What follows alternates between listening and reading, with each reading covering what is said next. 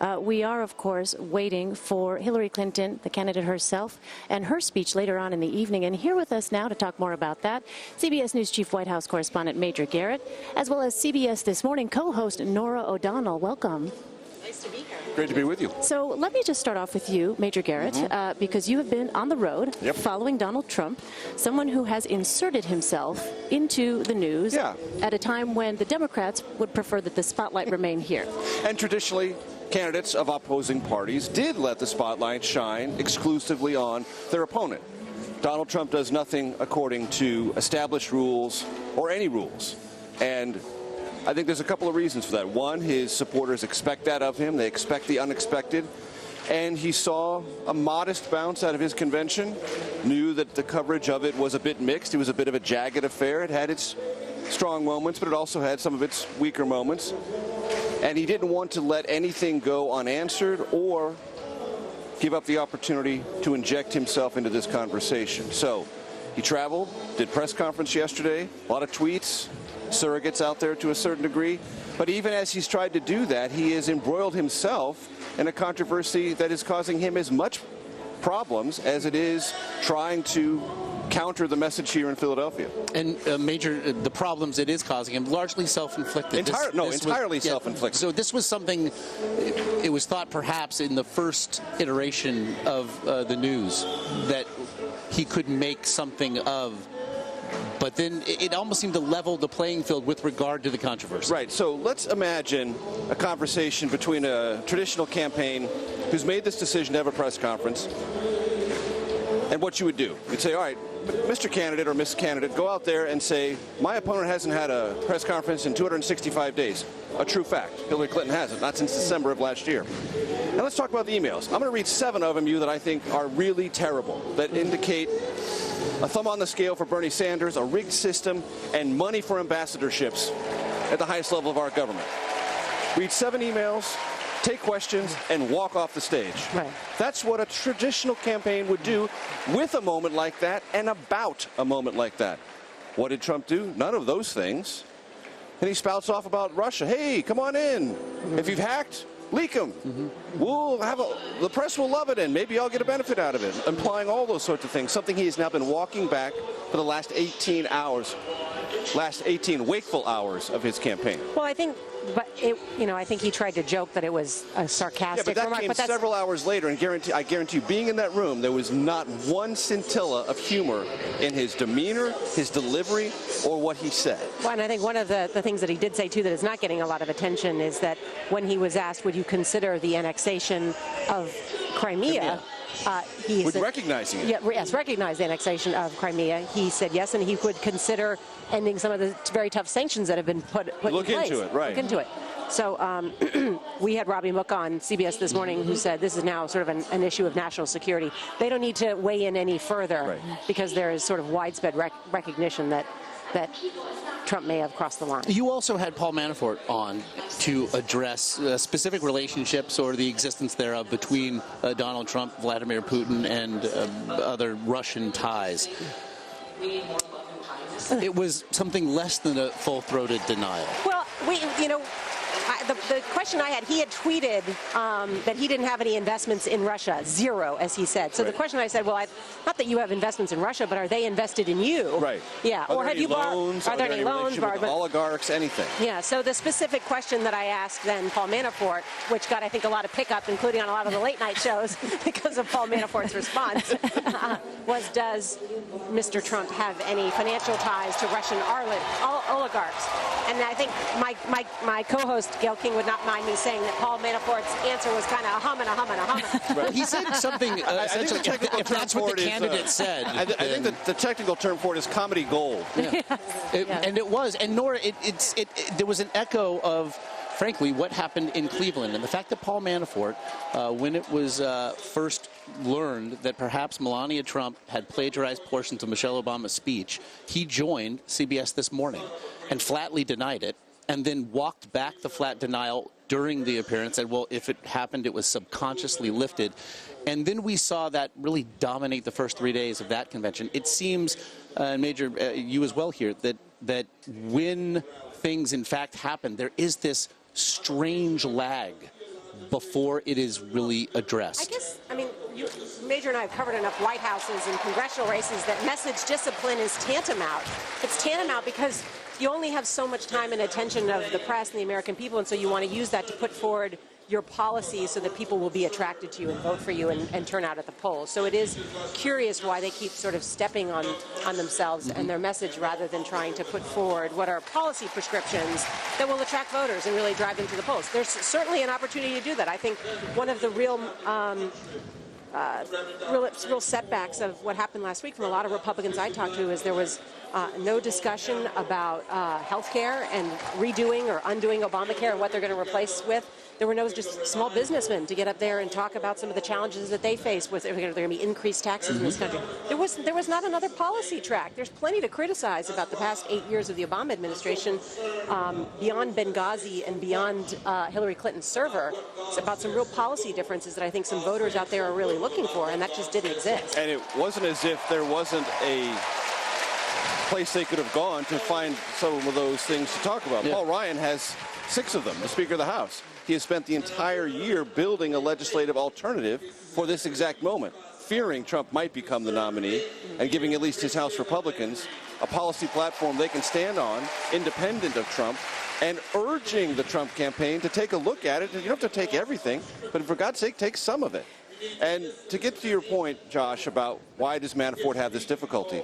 Because this is not a campaign in any traditional sense. And look, Donald Trump's an American original. He's the nominee of a major party. He's won more votes than a Republican. He deserves all the credit in the world for that. But he doesn't run a campaign. He runs himself. Can I say one other thing, too, about that interview with Paul Manafort that didn't get a lot of attention because that comment about the Russian oligarchs got a lot of attention? I also asked Paul Manafort to clarify what Mr. Trump's position is on the federal minimum wage, because now he has suggested that his position is raising the federal minimum wage. That is an anathema to most Republicans, to most conservatives.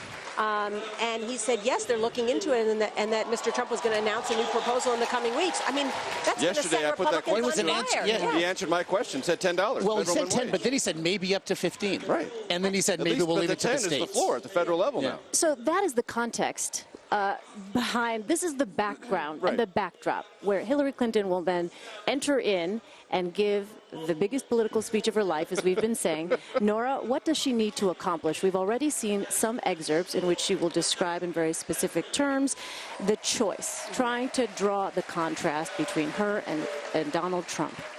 Well, first she'll be introduced by Chelsea Clinton, and I just want to say I think that Chelsea's job will continue sort of the biography. We've already had Bill Clinton paint her as the wife and the mother and the lifelong advocate for children. Chelsea will paint her as the grandmother because we haven't yet had that sort of image making go on. So I think that's part of it.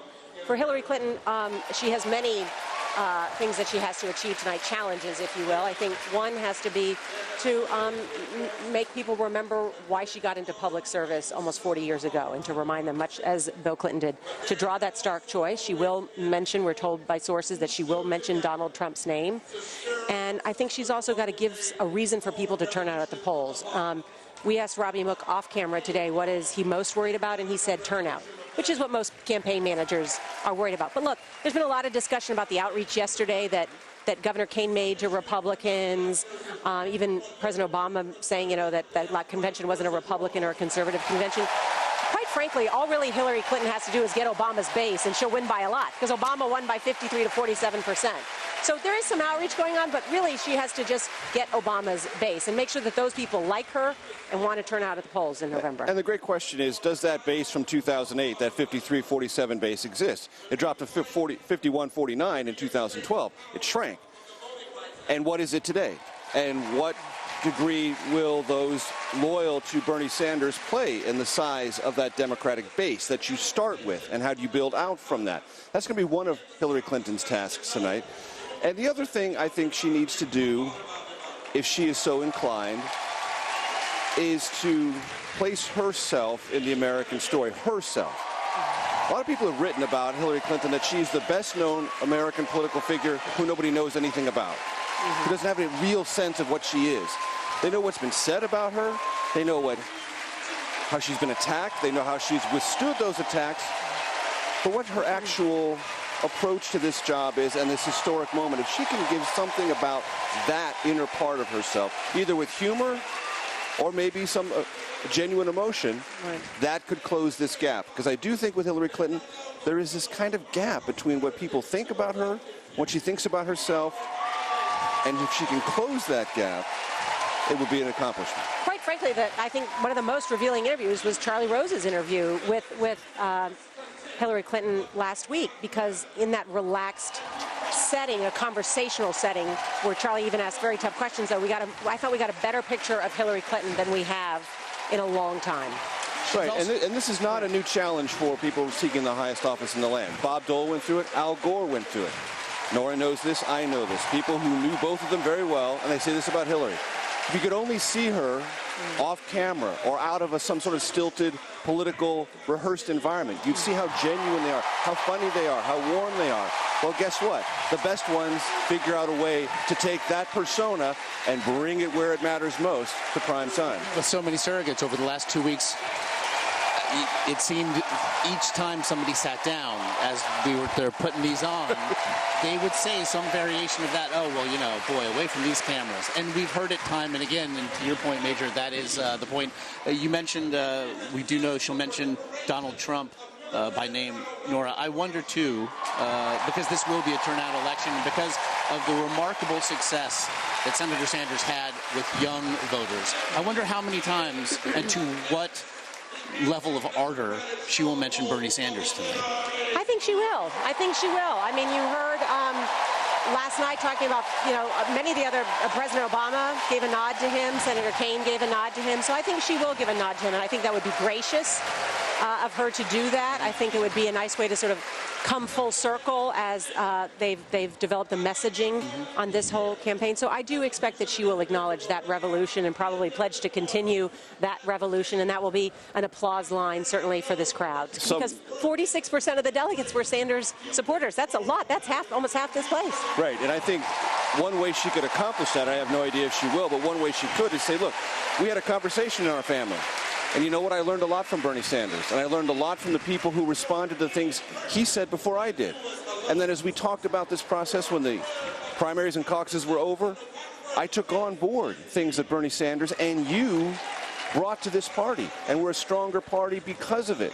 All of that would not just be gracious, it would be true, and it would be politically resonant. So if she goes in that direction, and I would be surprised. I would be interested tonight to see how much of it is about Trump and how much of it is about Sanders. Because I think there needs to be slightly more about Sanders and what's been accomplished in that process than about Trump. There'll be plenty of time to talk about Trump, but this room needs to hear something about Sanders. And the role he played in the first 2 days here, when things got off to a rough start for the party, his muted response specifically to the revelations contained in the emails that were released. He didn't dance on a grave of Debbie Wasserman Schultz. He didn't take really a victory lap. And it seemed there was a sense of sticking to his end of the bargain. He was almost booed off his own stage when he addressed his delegates prior to putting her into nomination by acclamation. It seems as though there might be, to your points, some sense of payback then for Hillary Clinton tonight. I mean, she's got a good 40-minute speech at least. There's plenty of room. There's plenty of room, I think, and then she could also acknowledge what of his platform or positions that she has added to, you know, the own platform here, which is the raising of the minimum wage, and of course free college tuition, free college tuition for a certain income group. There's some of those sorts of things. Yeah. So we are just getting a report from the Associated Press that apparently when Bernie Sanders gave his speech to the Democratic Convention, Secretary Clinton's campaign asked her supporters to be respectful. They were. So this is going out now as a courtesy to Bernie. Our campaign, meaning the Clinton campaign, would greatly appreciate it if you would extend the same respect during Secretary Clinton's speech. Norah, what do you make of that? And did the Clinton campaign underestimate the depth of feeling and passion of Bernie supporters? I don't think they underestimated it because they felt it. He won 22 states, so they've been living through it. They're still hungover from it. But I do think it's just a reminder, you know, and I assume this was a text to them to do that it's a reminder to be respectful. That's the last thing they want, is somebody standing up and creating some sort of distraction on a historic night like tonight. The only thing that text is missing is the hashtag "Don't Walk Out." Yeah. That's what this is about. Yeah. Don't walk out. Yeah. Do we have reporting that they may do Yes. that? Well, we have There is. reporting. There was We have reporting from our embeds that this has been a conversation among some Sanders supporters. We don't know how many. Oh, my. But if there's, so that's what this is about. That's what this is about. Don't walk out. Right. First of all, don't walk out. If you're not going to applaud, just stand there. But Yeah. don't walk out. Don't create a visual I played distraction sports when I for was the a kid. nominee. I can remember what my parents used to tell me at the end of the game when you didn't win. Right. Go shake a hand. Go shake hands. Right. and to the point that you raised, Josh, I think what you can fairly say about Senator Sanders is, in this moment of testing, he became a Democrat. A Democrat. Sanders did. Yes. Yeah, I mean, he wasn't a Democrat before. He wasn't, and he became one for the institutional well-being of the party. By the way, this And- nonsense about that Sanders supporters would vote for Donald Trump, I can't think of two more opposing people in terms of policy ideas. I mean, we talk about someone who wants to, Bernie Sanders, raise taxes and help redistribute wealth, and Donald Trump who wants to cut taxes. I mean, they're so totally Nora, different, this idea. Because you'll understand this, we have a hard rap right now. We have to get down to the Perfect. floor. Exactly. Kareem Abdul-Jabbar addressing the Josh convention just wrapped hall. Nora.